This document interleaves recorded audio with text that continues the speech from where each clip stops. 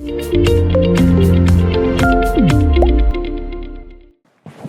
right, thank Yeah. you. So we have the next guest speakers. We have Patrick here, the co-founder of NISA, and I will let you to do the introductions. Thank you. Thanks so much. Hi, everyone. I'm Patrick Colangelo. I'm the co-founder and CEO of NESA. We are an infrastructure layer one AI platform and inference network. We focus and specialize on end-to-end security, so encrypted inference, and also sharding of our models. Today, we're going to be talking about, I think, quite an important topic for all of us. It goes a bit beyond Web3 and our conference and actually strikes at the root of life, I think. AI is becoming more and more prevalent in all of our lives. It feels for many of us that it came out of nowhere about a year and a half ago, but of course, it's the culmination of decades of research. And it really has the capability of fundamentally changing beyond our ability to even fathom all of our lives in ways that we can't actually foresee. At the moment, we have two formats of AI, centralized AI and decentralized AI, and I think it's important for us to define those two aspects and domains, and also talk about the appeals of each, the weaknesses of each, and some of the solutions that we need to be seeking as a society and as an industry. So a bit about the summary of the presentation for today. We're going to be starting with centralized AI. We're going to be focused on its appeal, its concerns, its weaknesses, and understanding the counterpart to centralized AI, which is decentralized AI. Of course, many of us in the room are already familiar with decentralized AI. So a little bit of the beginning part of this presentation will be a bit redundant. I think it's important just to set the stage and kind of have a foundation for what we'll be talking about later on in the presentation, which is some of the core issues right now at stake and the need to address them and how we can look for solutions in those areas. We'll talk through a case study of ChatGPT versus Mistral. We'll make a case for decentralization, and then we're going to talk about the weaknesses and issues of decentralized AI, for which there's many. It's a nascent industry, but we're going to talk through what we can do to overcome them, and then just a bit at the end about our company, NESA. So to begin, the definition of centralized AI infrastructure, I think most of us know it, but it's systems and services where the data processing and the decision-making capabilities are managed by a single entity. That could be a company, it could be a brand, it could be an umbrella of brands. So the most famous being OpenAI, and as we've known and been used to for many years, you have the cloud providers that are the kings of tech. So you have your Amazon, you have your GCP, your Alibaba, and I think it's safe to say that all of them will become very, very active and very successful in the AI domain because of the immense amount of trust that a lot of people have given them and continue to give them, a lot of data that they have from all over the world, from every major company essentially, and of course they're powerful and strong teams in tech when it comes to AI engineers. So these are the titans of centralized AI. And centralized AI is not all bad. It's great, it's phenomenal. It's helped all of our lives for the past year and a half, and it will continue to do so. So we'll talk a little bit about now the appeals. The performance essentially cannot be beaten. So you're going to get the best GPU, TPU, availability, best machines when it comes to going to these titans. The ease of integration and management cannot be beaten. So they are very well known for building these ancillary services to keep you in their ecosystem. That's how they make money for life. They're great at SaaS, they're great at billing, and they're great at loyalty. And it's very, very difficult, and I think we've all experienced this, to move off of one of these cloud providers or move off of one of these centralized players. And they do that by design. They're very smart in the way that they architect that.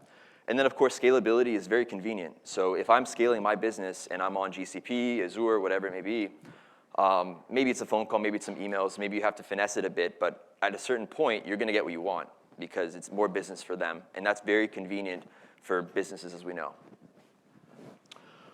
Now, with all these pros come cons, and one of the biggest, and I think it's going to be more and more important as we go, is privacy.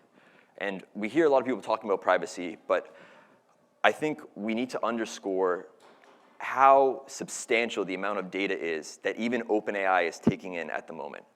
Input data and output data, AI augmented data on your input data, is incredibly valuable. It's only growing, and it is a point of substantial potential weakness from a centralized point of view, because as an attacker, if I'm a cyber attacker, I mean, it's very easy for me to look at the targets, and it's a high reward for the risk that I'm deploying there. So malicious actors have, pretty big targets that are lobbied at the centralized players because of this immense amount of data. And we'll talk about this later, but ChatGPT already has suffered a pretty substantial leak in terms of data. I think just over 1% of all Plus ChatGPT users, just in the last year, had all of their data leaked. All of it. So just think about, all of the input prompts that you've put into ChatGPT, you're a paid user, and it's leaked. Where it goes, whatever, it's in the ether or the internet, but it's gone. So for companies, this is not possible to even suffer through. You can't take the risk of doing that. And that's where you have your Hugging Faces and you have your other implementations for AI that have emerged. But it's also difficult for companies to architect that and structure that with their own teams and dedicate resources to that in-house, so there needs to be a different solution. Two more quick concerns on centralized AI before we get to decentralized AI. There's a lot of dependencies, centralized AI. So if I'm going to attack a part of the network or a part of the company, it is usual that the entire network goes down. That's where you see downtime. That's where you have lack of availability of services, and it can be very vexing. And then at that moment, everything goes down. So everything is connected, and there's a lack of defense as a result. And then, of course, industry innovation is very important on a macro level. If one company is receiving all of the data of everyone, then that means their counterparts, all of the small companies that are innovative, that are trying different things, are at a huge disadvantage to that company. And we've seen that already with OpenAI and how fast they're moving with Sora, and some of the other models that they're coming out with. They have a head start even on their own competitors. I mean, you'll look at Elon's LLM, and you'll look at even Gemini, which was once the leaders in the space, DeepMind, and they've fallen back just from a year and a half or so of advantage, because it is just so fast moving in terms of that data accumulation and that usage, and it's sticky. You don't leave. So this stifles industry innovation, and that's a big problem long term. So now we have decentralized AI infrastructure, which is like the hot talking point of, I think, the conference and the industry right now. And you have some amazing companies right now that are working in decentralized AI, from decentralized compute to companies that do what Nessa does. So decentralized infrastructure layer ones, inference, training. All of these are brilliant companies, and they're operating in this space specifically to solve the problems that I just mentioned in terms of centralized AI. So just a quick definition, decentralized AI, it operates in a distributed level, in a decentralized manner, without essential authority. Now, I mean, sometimes we can joke about like centralized decentralization, which is most successful companies. At a certain point, I think we'll get to full decentralization. But often a lot of these companies, and all companies in general in the Web3 space, need to have some centralized aspect of sorts to get off and running. But the goal, the vision, and the purpose is complete decentralization to solve some of the things that I just mentioned. So here's the case for decentralization. It's very simple, and I think we're pretty aware of a couple of these. The hardware is identical. So if you have a GPU or TPU or whatever it may be, and you have access to it, you can monetize that on a decentralized level just the same as if I'm accessing that on GCP. So that's great. I can access, theoretically, all of the same hardware that I would otherwise in GCP, Azure, and Amazon.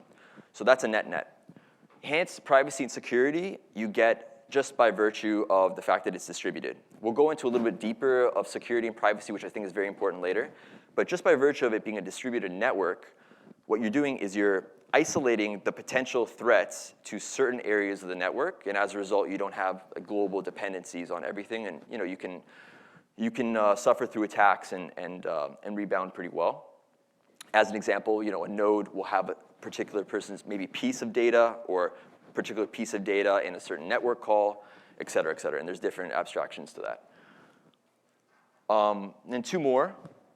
My favorite is the second one, but obviously, as I mentioned, there's limited dependencies in terms of defense. And then it fosters market innovation. I mean, I'm outside for 10 minutes, and I'm approached by 10 people who want to partner with Nessa, and that's incredible. And I think this is the only industry, really, Web3 is the only industry, I wouldn't get that in Web2, where everyone's coming together with a common vision, a common goal. And we need everyone to come together, because everyone handles a different area of the stack. And it's really an amazing asset and quality of decentralization in general, and in my opinion, decentralized AI. So this is the opposite of what we'll see if everyone only sticks to centralized AI, kind of looks the other way in terms of the problems that I mentioned.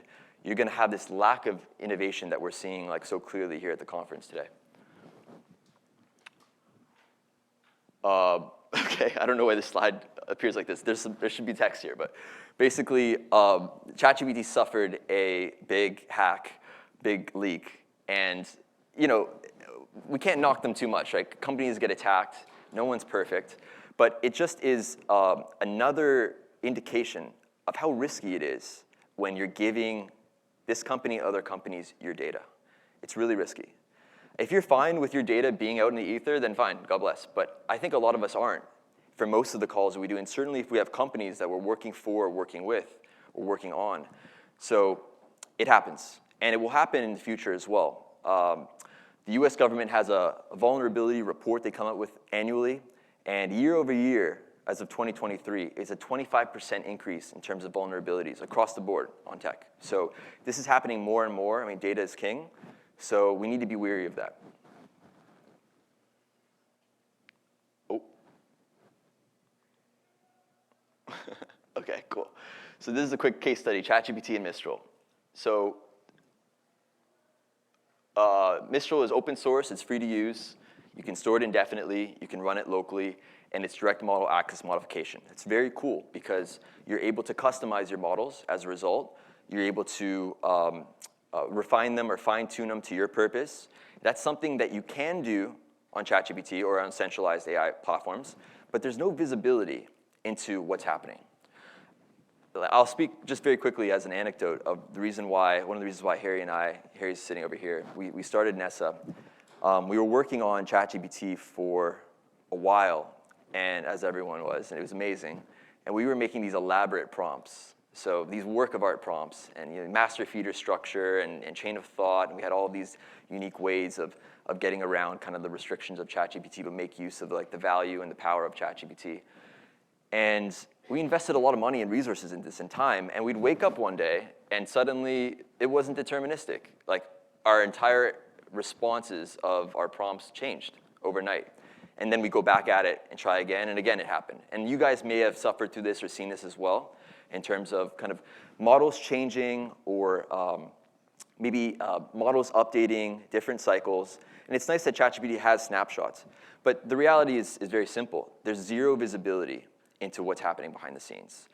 There's economic aspects at play because they're a company, they're a for-profit company. There's bias involved in the models that they create.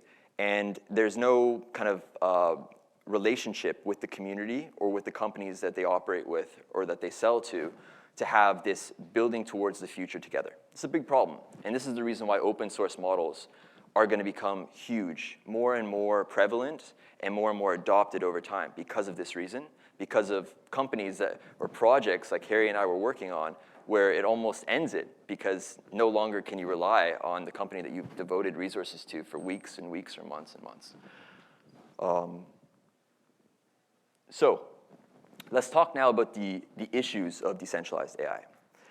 I think there's two very, very big issues. These are fundamental. And I think the problem also is a lot of the companies that are getting to be successful in AI today, in decentralized AI, they're claiming that these two are solved. And the issue is they're not solved. And for as long as we claim that these two issues are solved, we will not make much progress. I think this is a very, very important point. So everyone says that they have private training, private inference. No one has private training and private inference.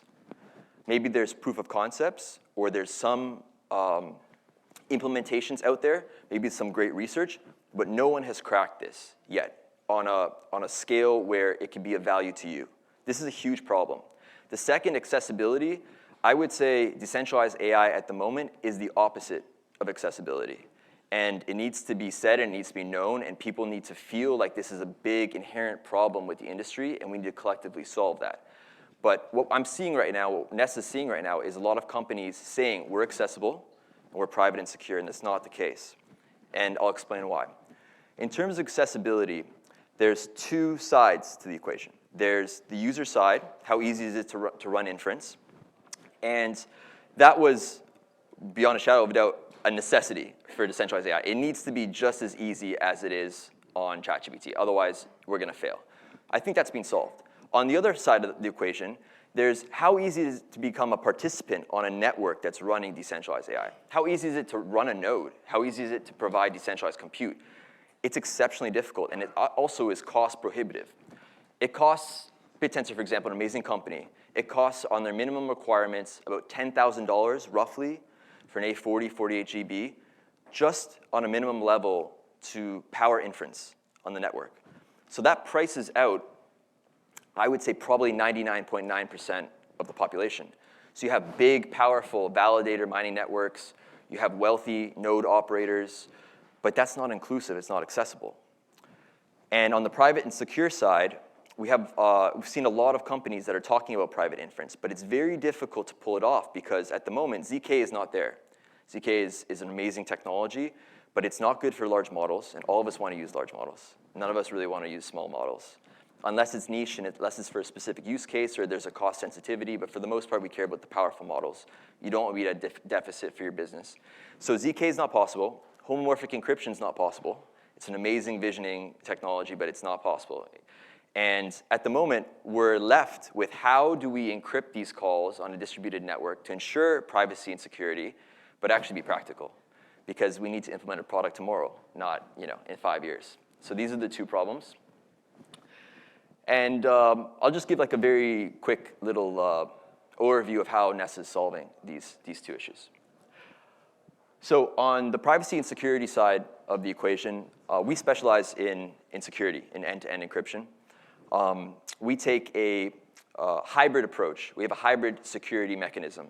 So we'll look at a call, look at an inference request, and we'll route it to a particular area of our mining network on the basis of the nature of that request. We'll look at maybe the size of the model, the request coming from the user in terms of how much security that they want, maybe how much gas is being paid, other parameters associated with that request.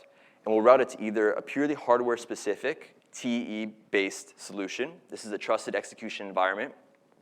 In this environment, we decrypt and re-encrypt the data in secure memory. And then we have an Oracle network that broadcasts it back on chain. And then we run it up to settlement.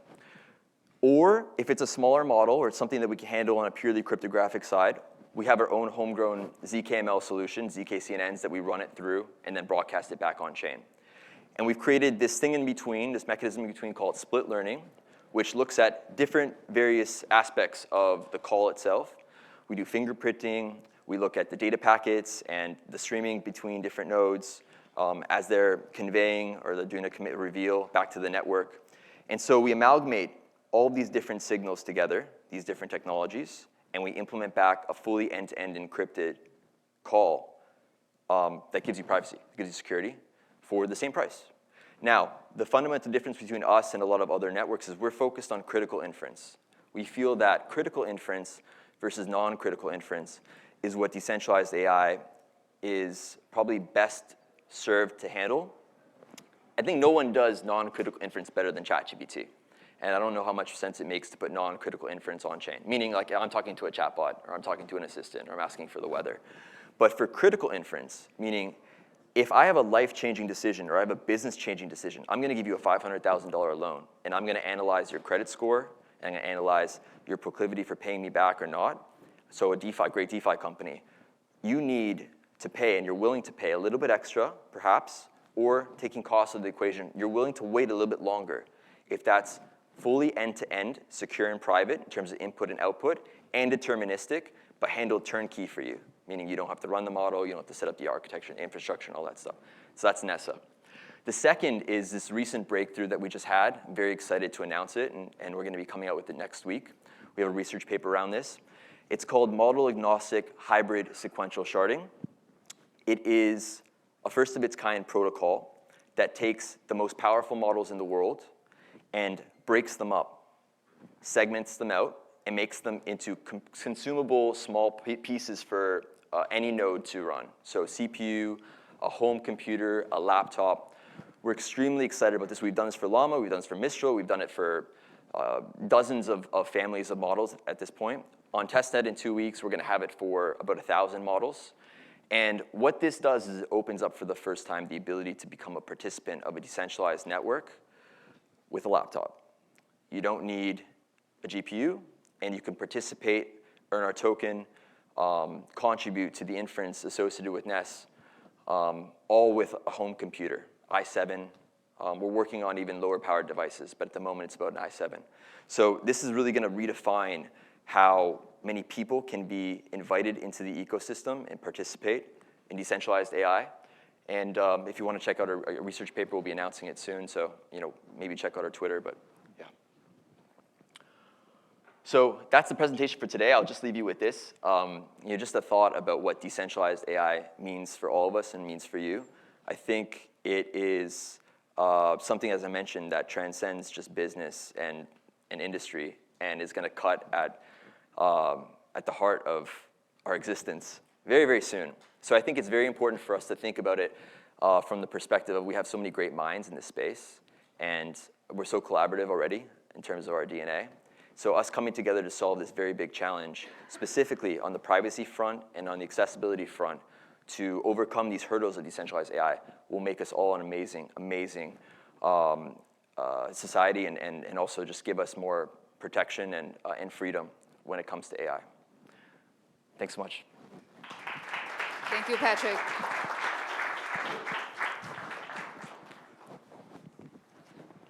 Thanks.